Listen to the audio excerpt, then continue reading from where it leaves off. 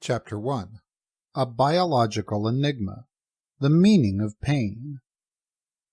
Charles Sherrington, one of the greatest neuroscientists of all time, defined pain in a textbook on physiology published in 1900 as the psychical adjunct of a protective reflex. We touch something hot, and our brain triggers a reflex action that causes us to withdraw our hand from the object, and thus protects us from injury. And to help us to learn and understand that touching something hot is dangerous, the brain produces an unpleasant sensation in parallel with the protective action, the psychical adjunct of a protective reflex. It's hard to say more about pain with just 7 words. It's also a beautiful use of the English language, a clear, concise, to-the-point definition. Sherrington was a great scholar, a student of the nervous system whose interest on the human brain workings and its output went well beyond the details of purely mechanistic analyses. His thorough education and his knowledge of classical languages are evident in his writings. He wanted to understand the higher functions of the brain, such as memory, reasoning, and willpower, by studying the elementary neural networks that are the building blocks of the nervous system. He saw the brain as a complex building whose basic structure was the reflex, a simple chain of nerve cells. He thought that the progressive development of more complex reflexes and networks generates the properties that make the human brain unique and powerful. He proposed that every brain function is the result of a balance of excitation and inhibition of neural networks that he called integration, and that the building blocks of integrative action are the cellular structures that form the contacts between adjacent neurons. The Spanish histologist Santiago Ramón y Cajal had shown at the end of the 19th century that nerve cells don't fuse with one another, but rather maintain a small gap between their contacts, through which messages flow in neural networks.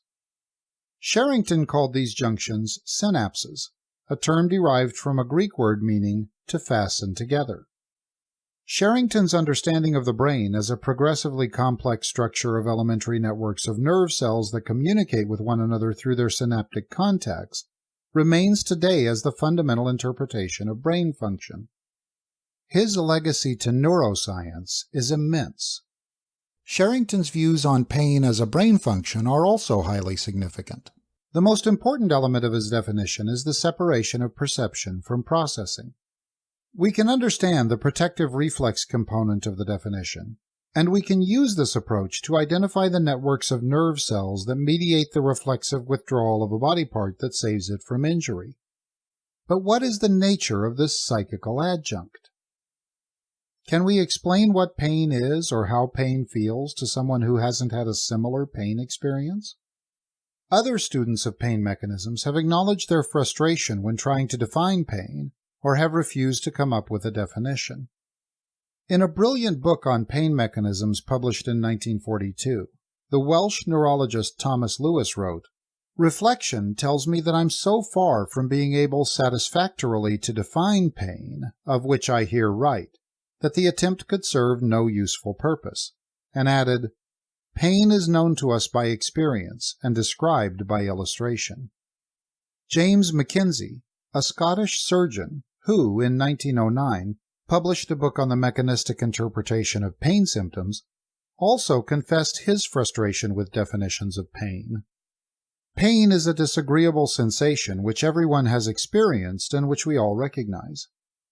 Neither Lewis's statement nor Mackenzie's is of much help when one is trying to approach the study of pain mechanisms scientifically.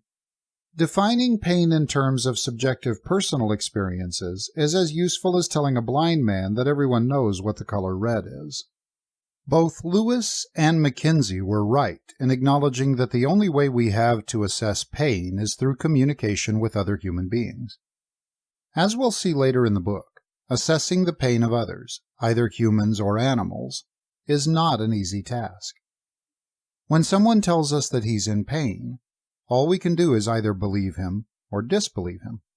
There's little else that would help us to measure other people's pain. Pain is known to us by experience, as Lewis wrote. Thus, if someone else has an injury or a disease that we know is painful, we'll believe that person's pain.